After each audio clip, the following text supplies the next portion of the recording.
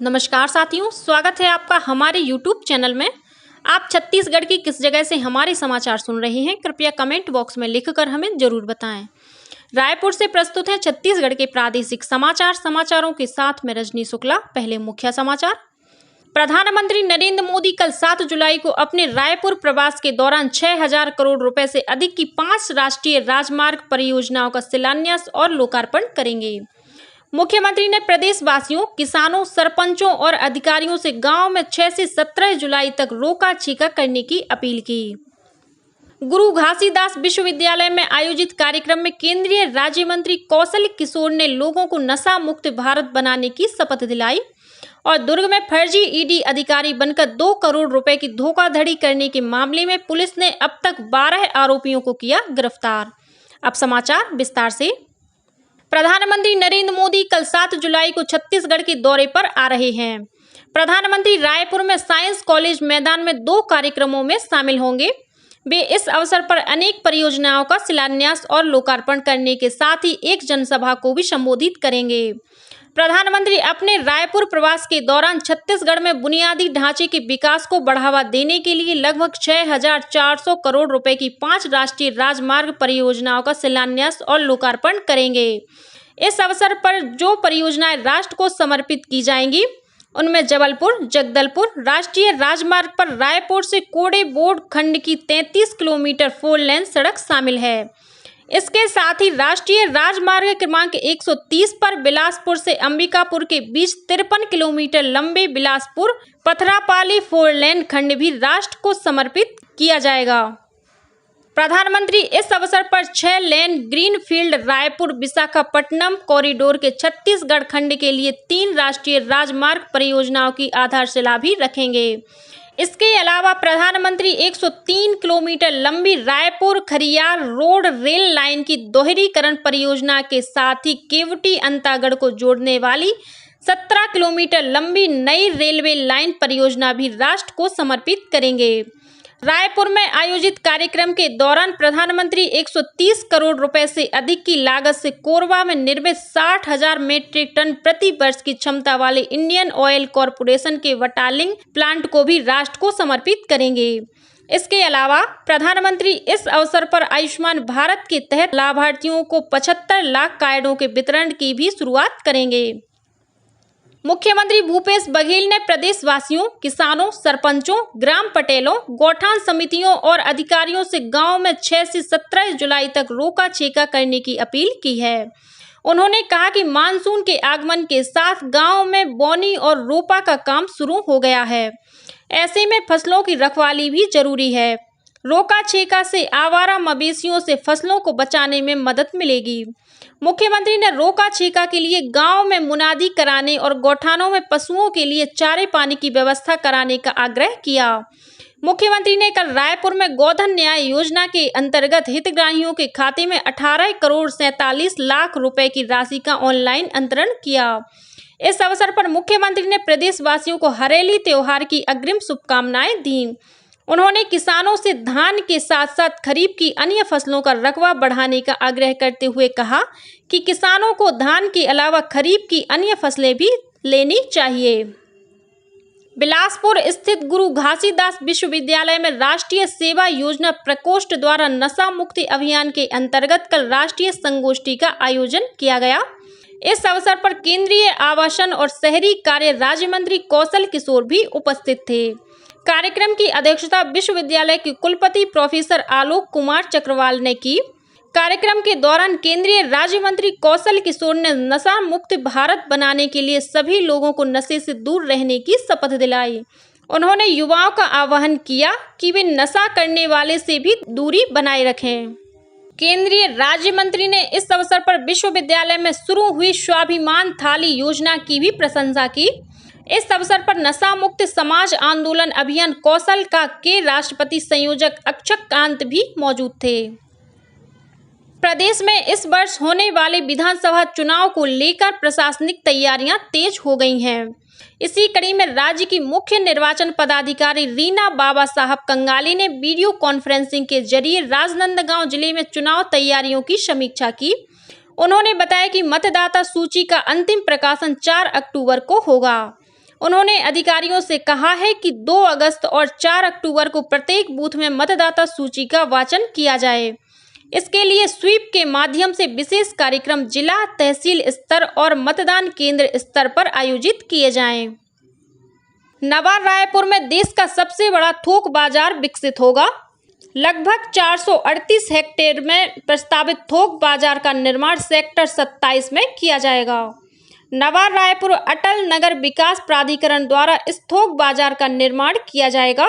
यहाँ छोटे बड़े सभी व्यापारियों के लिए आधारभूत जरूरी सुविधाएं होंगी। प्रदेश में आगामी 10 अगस्त को राष्ट्रीय कृमि मुक्ति दिवस मनाया जाएगा। राज्य के 7 जिलों दुर्ग, बालोद, बेमेतरा, जांजगीर चांपा, शक्ति, मुंगेली और महासमुंद में 10 अगस्त को 17 अगस्त तक फाइलेरिया उन्मूलन कार्यक्रम के अंतर्गत सामूहिक दवा सेवन कार्यक्रम का आयोजन किया जाएगा। राष्ट्रीय कृमि मुक्ति दिवस के दौरान 10 अगस्त को प्रदेश में 1 वर्ष से 19 वर्ष तक के सभी बच्चों एवं किशोर किशोरियों को कृमि मुक्ति की दवा खिलाई जाएगी। 10 अगस्त को दवा सेवन से छूटे हुए बच्चों व किशोरों को 17 अगस्त को मॉप अप दिवस पर दवाई खिलाई जाएगी। आंगनबाड़ियों, शासकीय विद्यालयों, स्वास्थ्य केंद्रों, अनुदान प्राप्त निजी स्कूलों और तकनीकी शिक्षा संस्थानों में बच्चों को कृमि की दवा का सेवन कराया जाएगा। दुर्ग जिले में पिछले दिनों फर्जी ईडी अधिकारी बनकर अपहरण करने और 2 करोड़ रुपए की धोखाधड़ी के मामले में पुलिस ने 12 आरोपियों को गिरफ्तार किया है। इनके पास से करीब 1 करोड़ 25 लाख रुपए से अधिक की नगद राशि, सोने के आभूषण और 10 नग मोबाइल सहित अन्य सामान बरामद किया गया है। जिले के पुलिस अधीक्षक सलभ कुमार सिन्हा ने बताया कि इन आरोपियों को पकड़ने के लिए पुलिस की 6 टीमों द्वारा मुंबई के गोरेगांव सहित विभिन्न इलाकों और नासिक के ओझर तथा डिंडोरी थाना क्षेत्रों में लगातार 1 हफ्ते तक अभियान चलाया गया। जांजगीर चांपा जिले के अंधियारी पाट गांव में स्थित मिडिल क्लास स्कूल परिसर में एक महिला सफाई कर्मी पर एक युवा ने कथित रूप से धारदार हथियार से हमला कर दिया। इस हमले में महिला गंभीर रूप से घायल हो गई है, जिसे अकलतला के अस्पताल में भर्ती कराया गया था। महिला की गंभीर स्थिति को देखते हुए डॉक्टरों ने उसे बिलासपुर रेफर कर दिया है। इस घटना के बाद आरोपी विजय यादव की गिरफ्तारी की मांग को लेकर भाजपा महिला मोर्चा की जिला अध्यक्ष रजनी साहू के नेतृत्व में महिलाएं काली पट्टी लगाकर अकलतला के शास्त्री चौक में धरना प्रदर्शन किया। इस बीच नेता प्रतिपक्ष नारायण चंदेल ने महिला सफाई कर्मी पर हुए हमले की निंदा की है।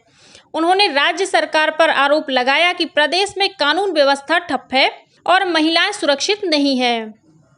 दुर्ग जिले में शिवनाथ नदी पर स्थित महमरा एनीकट में नहाने के दौरान 2 युवकों की डूबने से मौत हो गई है। मिली जानकारी के अनुसार कल दोपहर दोनों युवक अपने दोस्तों के साथ महमरा एनीकट में नहाने गए थे। नहाने के दौरान एक युवक का पैर फिसलने से वह गहरे पानी में डूबने लगा, जिसे बचाने के लिए दूसरा युवक भी गहरे पानी में चला गया, जिससे दोनों युवकों की डूबने से मौत हो गई। गोताखोरों की मदद से दोनों युवकों का शव बरामद कर लिया गया है। नगरीय प्रशासन मंत्री डॉक्टर शिव कुमार डहरिया ने कल रायपुर में रुद्राक्ष का पौधा लगाकर वृक्षारोपण अभियान का शुभारंभ किया। रायपुर नगर निगम द्वारा आयोजित इस वृक्षारोपण कार्यक्रम में राम मंदिर से फुंडहर चौक तक सड़क के दोनों ओर करीब 2.5 किलोमीटर तक वृक्षारोपण किया गया। वृक्षारोपण कार्यक्रम में ग्रीन आर्मी के संस्थापक अमिताभ दुबे, सामाजिक संगठन एनएसएस और एनसीसी के कार्यकर्ता और स्कूली बच्चे बड़ी संख्या में शामिल हुए। वहीं मुंगेली जिले में stars of tomorrow welfare society द्वारा बीते 6 वर्षों से हरियर मुंगेली सुघ्घर मुंगेली अभियान संचालित किया जा रहा है। इसके तहत इस वर्ष का पहला चरण कल जिला ग्रंथालय परिसर में संपन्न हुआ। अभियान के तहत नीम, करंज, अशोक, बादाम और कदम जैसे फलदार तथा छायादार पौधों का रोपण किया गया। तीरंदाजी खेल में खिलाड़ियों को चिन्हित कर प्रवेश देने के अनुक्रम में राज्य के विभिन्न क्षेत्रों में ओपन टैलेंट सर्च आयोजित कर स्थानीय खिलाड़ियों की प्रतिभा को पहचानकर अकादमियों के लिए चिन्हित करने हेतु समिति का गठन किया गया है। यह समिति 9 जुलाई को प्री मैट्रिक बालक छात्रावास कोंडागांव के तीरंदाजी मैदान में 12 से 16 वर्ष आयु के बालक एवं बालिकाओं का चयन अकादमी हेतु करेगी। इस हेतु इच्छुक खिलाड़ी कार्यालय वरिष्ठ खेल अधिकारी खेल एवं युवा कल्याण विभाग जिला कोंडागांव में संपर्क कर सकते हैं। जापान के कोची में 23 से 28 जून तक आयोजित एशिया कप सॉफ्टबॉल चैंपियनशिप में छत्तीसगढ़ के बीजापुर जिले के खिलाड़ियों ने भारत का प्रतिनिधित्व किया। भारत के मुकाबले जापान, सिंगापुर, हांगकांग और चीनी ताइपे के साथ हुए।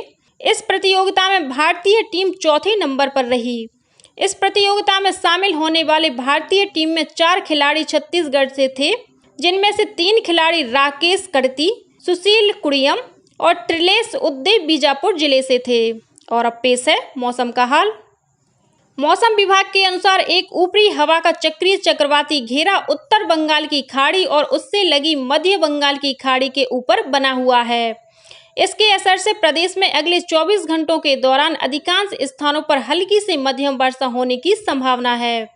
वहीं मौसम विभाग ने 1-2 स्थानों पर गरज चमक के साथ भारी वर्षा होने और आकाशीय बिजली गिरने की चेतावनी दी है। प्रदेश में अधिकतम तापमान में विशेष परिवर्तन होने की संभावना नहीं है। और अब कुछ अन्य खबरें संक्षेप में। केंद्रीय स्वास्थ्य और परिवार कल्याण मंत्री मनसुख मांडविया आज रायपुर स्थित अखिल भारतीय आयुर्विज्ञान संस्थान एम्स के क्रिटिकल केयर ब्लॉक का शिलान्यास करेंगे। इस अवसर पर केंद्रीय मंत्री छात्रों और शिक्षकों के साथ संवाद भी करेंगे।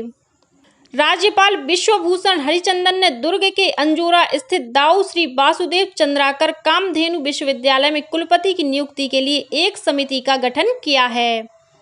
स्कूल शिक्षा विभाग द्वारा सहायक शिक्षक, शिक्षक और व्याख्याता की सीधी भर्ती के लिए आयोजित परीक्षा के परिणाम घोषित कर दिए गए हैं।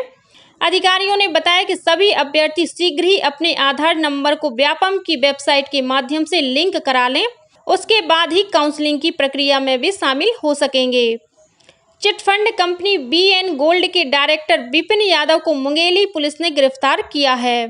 इस कंपनी पर 2000 से अधिक निवेशकों से करीब 5 करोड़ रुपए की राशि की धोखाधड़ी करने का आरोप है। और दुर्ग के पावर हाउस कैंप 2 में बीती रात 2 गुटों के बीच मारपीट हुई। इसके बाद दोनों गुटों में हंगामा करते छावनी थाने का घेराव किया। पुलिस ने इस मामले में 3 आरोपियों को गिरफ्तार किया है। इसी के साथ छत्तीसगढ़ के समाचारों का ये बुलेटिन समाप्त हुआ। नमस्कार।